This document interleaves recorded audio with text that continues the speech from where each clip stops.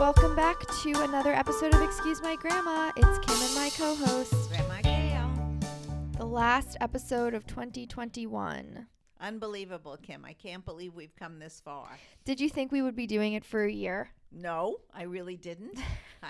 You didn't sign on to this? Well, it's not that I didn't sign on. I thought for sure Netflix was going to pick us up and we were going to get a series. I can only say that my followers are very dedicated. How many times do you think the phone rang during our recordings in 2021? Well, they seem to always ring when we're just in the middle of a thought. No one calls us otherwise. Right. It's usually a code call, or what do you call those phony callers that are looking to sell me insurance or you something. have a landline, so that's the problem. It just is always ringing and interrupting. You can't turn that on silent. That's a leftover from the old days, so I need a landline.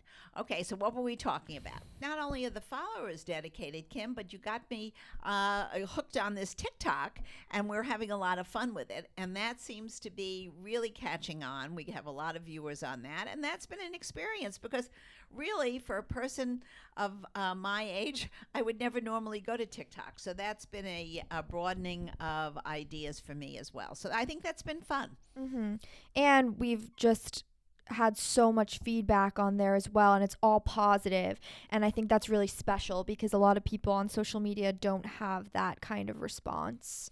That is true, and we're very happy for our fans, and keep it coming because we need more and more and more, and maybe Netflix will pick us up. That's true. Stay positive. Let's go back to the beginning because it's both the end of the year, but also 1 year since we started the Excuse My Grandma podcast. So where were we 1 year ago? Well, I think you still had a full-time job. I did. You were juggling computers and green lights in your room and carrying on. Is that what you thought I did for a living? Juggle computers and you green were juggling lights? Computers. You were going back and forth, and you were doing a really good job. For those who don't know, I worked in television journalism. But it was frustrating because they were no longer working in an office, and you really were stuck in a room by yourself working, and that's when you came up with the idea. Yeah, and I was dealing with, some personal injuries and things like this. And as we were starting this podcast while I was working, I realized that we really had something good. We were getting great response, and that I was going to give 100% to this. At first, we started the podcast, for those who don't know, because I moved in with you during the pandemic. The pandemic is still happening, but I guess the first round of it. And you wanted to fix the issues I had in my dating life, which you quickly realized, I believe, when I moved in. They were not fixable. Not fixable? They weren't fixable. They were out of control. Yeah, and dating in 2022 is not that different from dating in the 50s and 60s, is what we kind of figured it out. Like, what we want in our personal relationships have not changed that much. We all want a fulfilling love life, but how we go about it is a lot different. I think our expectations are a lot different. Well, our expectations are different, and the tools that we get there with are different. I mean, we certainly didn't have 24/7 on a telephone, and we didn't have texting. So that's really the major difference in dating today, I think. And also, women are out there, men are out there. Everybody's doing their own thing, and both are initiating dates. It's not just the man calling the woman now; it's the woman calling the man, which is probably pretty good. Let's go back into our episode log and see some of the moments that we had, both together and with guests. Our first episode was Excuse My Grandma's knowledge of dating apps, ghosting, and sex before marriage. So that was really our introduction to ourselves, our relationship history, our dynamic, and introducing some of the modern terms of today.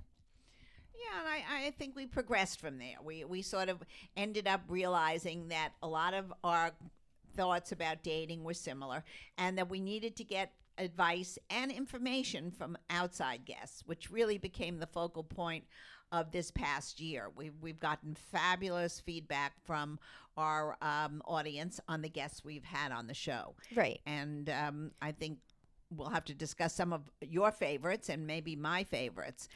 Our first guest ever was Bo Deedle, who was a private investigator for Jordan Belfort, and he was an NYPD detective for a while. That was our first one. And he was interesting because he said investigate your dates. Mhm. He's not in love with the apps. He says they could make phony information go on those apps, and then you could get bedazzled by someone who's maybe not what he says he is online. So that was interesting, and it gave you food for thought. So that was one of the fun ones we had. Yep. And then we continued to do episodes together talking about birthday texts, sleepovers, the friend zone, girl code. Okay, then we had Jill Kargman of Odd Mom Out. And she's always a treat, and Mhm. she was wonderful, and she explained how she met her husband, which is always a laugh. Yes. And a lot of these things were wonderful for the two of us because we got to meet people Right. and really talk to them on a personal level as well as on a professional level now. And we've made some really great friends. One of the ones I loved was the comedian. Jared Freed. Jared Freed. I mean, he Mhm. was one of my He was just all-time on Jimmy favorites. Fallon, actually. Yeah, I think he was great. I loved his humor, and I loved the Latka boys. The locker room. The locker Yeah. room. They were nice. I liked everybody. There really hasn't been a bad one. Some of them Mhm. have been more serious. I mean, speaking to the gynecologist, Right. Dr. Fiss. that was information for all people who have daughters and sons that need to listen to, and that was informative.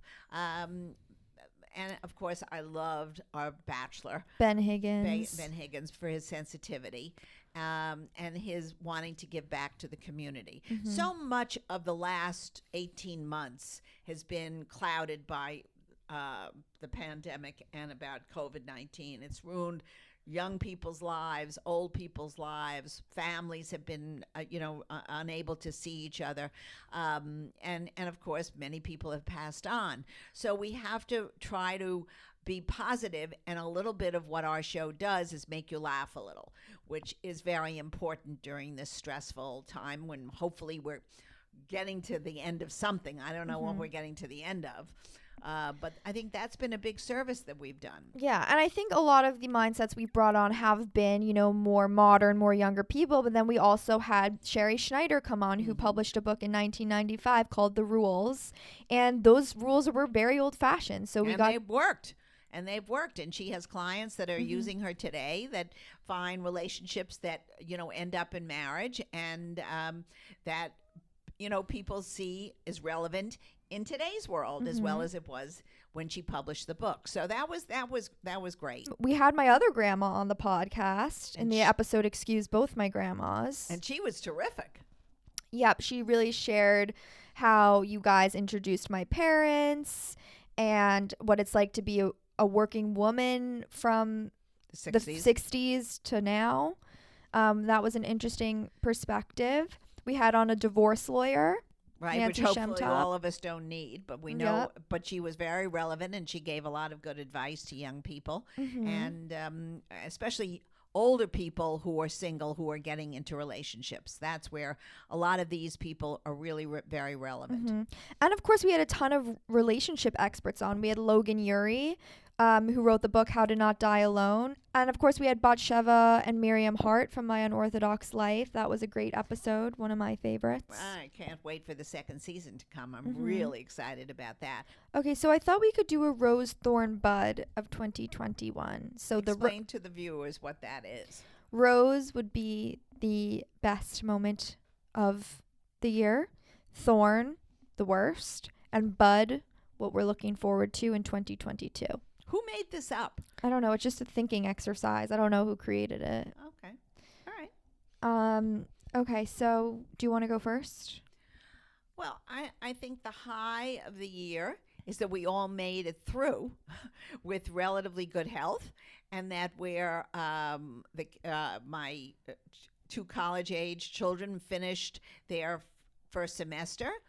You've been working full time, and my little one was able to go to school in person. So I think that was a high because it makes me feel sad when lives of younger people are so interrupted.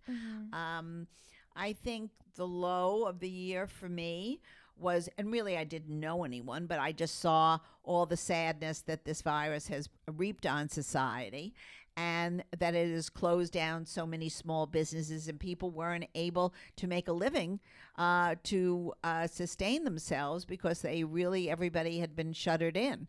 So I think that was a low, and that was sad. And what I'm looking forward to in 2022, and this I can say with an exclamation point, is that this virus will no longer be deadly. We've all hopefully get vaccinated and been boosted, and that we can go about our life and think about this just like we would a common cold, that we might have to take some kind of shot every year, like the flu shot, and get a booster, and just forget about it. It'll just be a normal way of life for us all. And we can get back to the office, we can get back to theater, we can get back to restaurants, we can get back to our love lives with some kind of calm. That was all really nice. I did mean related to the podcast, our Rose Thorn Bud. Well, if you're talking about the podcast, I really have no low because I've enjoyed every single one of them. The high has been working with you, so that's been fun, seeing you expand your knowledge of what this is all about, our forming a company, our branching out. I think that all has been like you're having an MBA course all rolled up in one. And what I'm looking forward to in the next year is more success for us. That would be, but that really is a secondary thing to hoping that everyone out who's listening to us stays well and is able to continue enjoying us. Yeah, I mean, I guess mine would be pretty similar. I think Rose definitely spending time together and understanding each other more and each other's perspectives more. I especially realize this when people on social media reach out and say, your relationship reminds me of the one I had with my grandparents. I feel very lucky for that. Of course, it was also great to get recognition in the media from shows like Rachel Ray and Pix 11 and things like that. Thorn, I mean, I touched on this earlier, like, it's hard to start a brand. People ask you a lot of questions, especially in the beginning when you're figuring out how to be profitable and when you think a piece of content's going to hit and then it doesn't. So navigating that. And I think the bud is to make Excuse My Grandma a household name, become a larger content creation powerhouse, be a go-to source for dating and family and lifestyle content, and hopefully grow our community and work with more brands and become a business. All right, Kim, those are all good things. We've got no negatives there. It's all going to happen, hopefully in 2022. And we've got so many guests coming on for the following year. I know you've got a whole lineup of wonderful people. Yes. So I think our audience will enjoy them. I know that we get more and more listeners, so that's a positive sign. I like that. And of course, the TikTok with us doing these silly makeup things, which people love. I can't believe anybody would be laughing or going along with us while we're getting made up in our bathroom. But you know what? It seems people enjoy it, and they might even learn something. I'm learning things that, my lighting is not good. That's what I'm really learning. Yeah. So, but it's been fun, and we hope that everybody has a happy and a healthy new year. We don't want anybody down and sad. If they are, please listen to our podcast and get a little chuckle. Yeah. Okay, Kim, you've got a bunch of questions that our viewers want answered, so let's start. You guys wrote in on our TikTok, asked for questions, sent us some emails, so we're going to get to some of those right now. Grandma, I'm stuck between two men. One matches me the most. The other is promising a future. Please help. Well, that's hard to really answer because I'm sure they're both wonderful choices. If it was me, I would do the one that matches me now. The future, I don't know what the future is going to hold. He could be wonderful, could be fabulous, but if I'm ready now to be in a relationship and the man next to me is the one that's sharing those same dreams, I would take the one that's next to me. Okay, how much time should you give a man before he proposes to you? Should you date a guy who says he only wants to date casual? Well, it depends where you are in your life. If you only want to date casually and he only wants to date casually, it's perfect.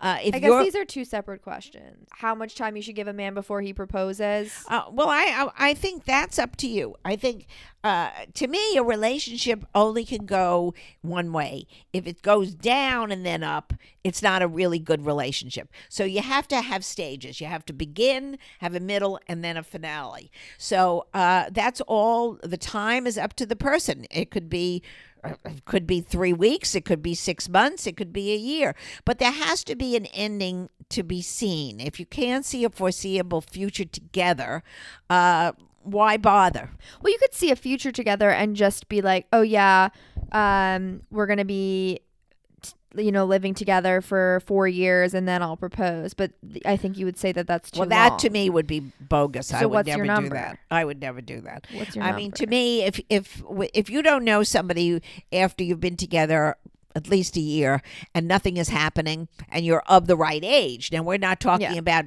two people who are 20. They shouldn't be getting married or engaged. They're too young. They really, they can, if they're meant to be, then they'll have their careers and they'll still get together. But people in their 20s, mid to late 20s, after a year, if the relationship isn't going someplace, you know what? Move on. Hot take. Okay. I'm dating this guy long distance. My birthday's coming and I want him to come spend time with me. He says he wants to, but hasn't confirmed. Advice.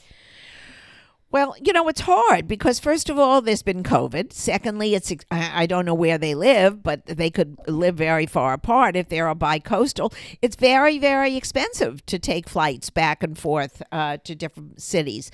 And I don't think they're driving from one coast to another. But Well, you don't know where they live. I don't really but- know where they are. But you know what? I think it's a very hard thing to do a long-distance relationship. I hope it works out. It usually doesn't because people just can't deal with the many problems that you have with that.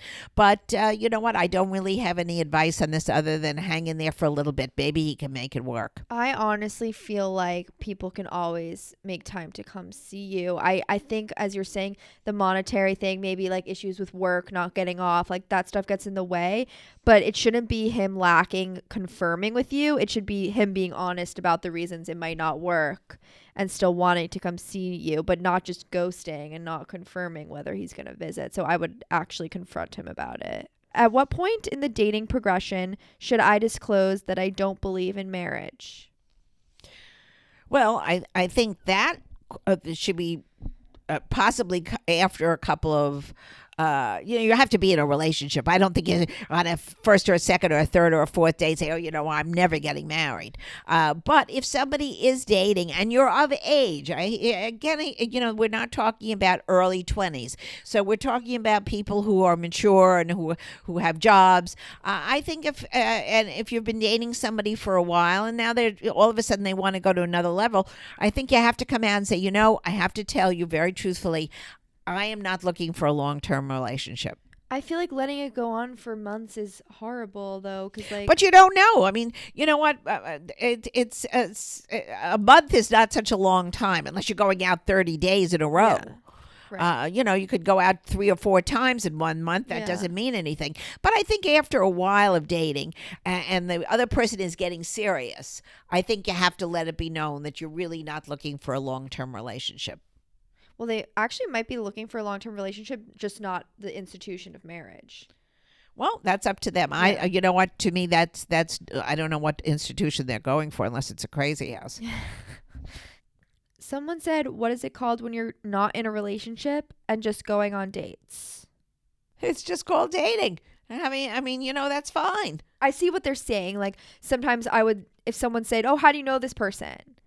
Or like, you're out with a group, I would be like, oh, we're dating. No, people go out on dates that don't necessarily go into relationships. They're friends and they have a good time together.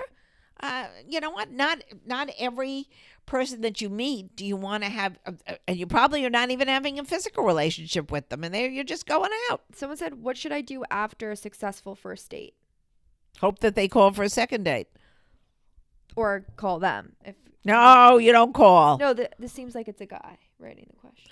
Oh, if you're a fellow and you had a good time with the girl, call her back. If you're a girl and you had a wonderful time, wait by the phone, but don't dare call him. A little bit of a traditional response, but I think it works.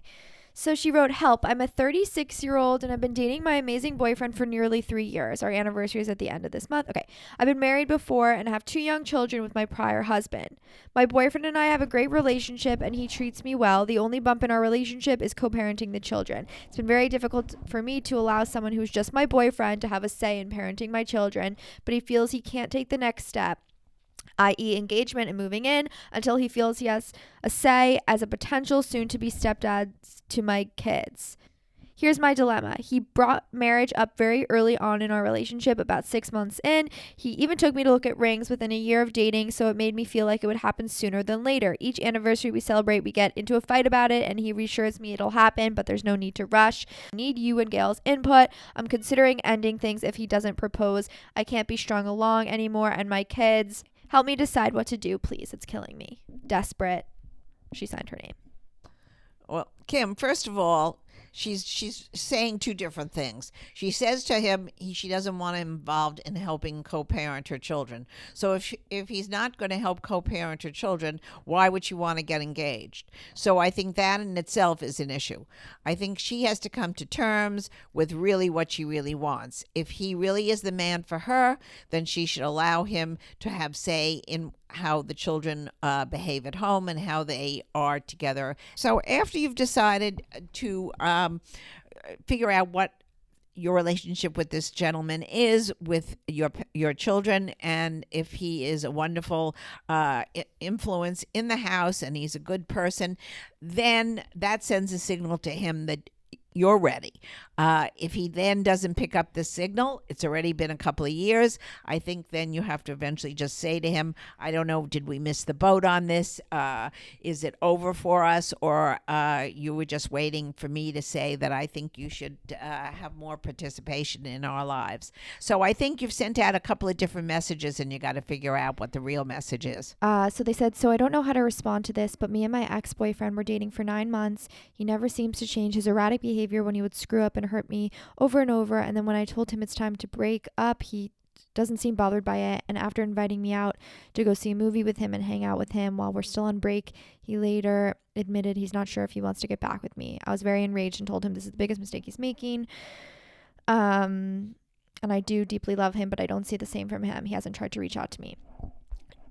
I've been there. Trust me. I'm just going to take this one. I feel that I know it's hard, and you might say, well, they've done this and this and this to show that they do care. You will live a much happier life if you are with someone who's 100% about you, not who's unsure. And you might be thinking about your ex even for a while. Sometimes you don't get over them at all, but I think you deserve someone who gives you 100%. Move forward unless he tells you he wants to be different. And grandma might say people don't change, but I still believe in change. So that's what I'll say there. Someone wrote, I'm in medical school and in a relationship for 5 years. He said after med school he'll propose. Is it a red flag, or in my case, the exception? First of all, someone who's in medical school has to work very hard. It's a very tedious, long process of learning. If you've been with him for 5 years, hang in there. It'll eventually get there. And I think you should be very thankful that he's working to save the world, in which we need more doctors and more healthcare providers to help us through this pandemic. So good luck to him and good luck to you. Don't worry about it. There are no red flags. Just keep the faith. So somebody asked, what are some good questions to bring up on a first or a second date to weed out the weaklings? I think on a first and second date, I don't think anybody should weed anything out. I think you're still getting to know each other. You probably haven't even gotten past where you've gone to college or high school. So, you know what? Have a little patience. If the person is pleasant, enjoy the day, enjoy the evening. Think about all the wonderful things that are going to happen in the next year. Another great episode of Excuse My Grandma, and the last of 2021. I drink some bubbly. We're so happy you've all been on this journey with us. And when you come up to us in person, people of literally every age, and tell us that you love listening or that you have issues with anything that we've said, we love all feedback. And we love to interact with you all. So we will see you in 2022. Happy New Year.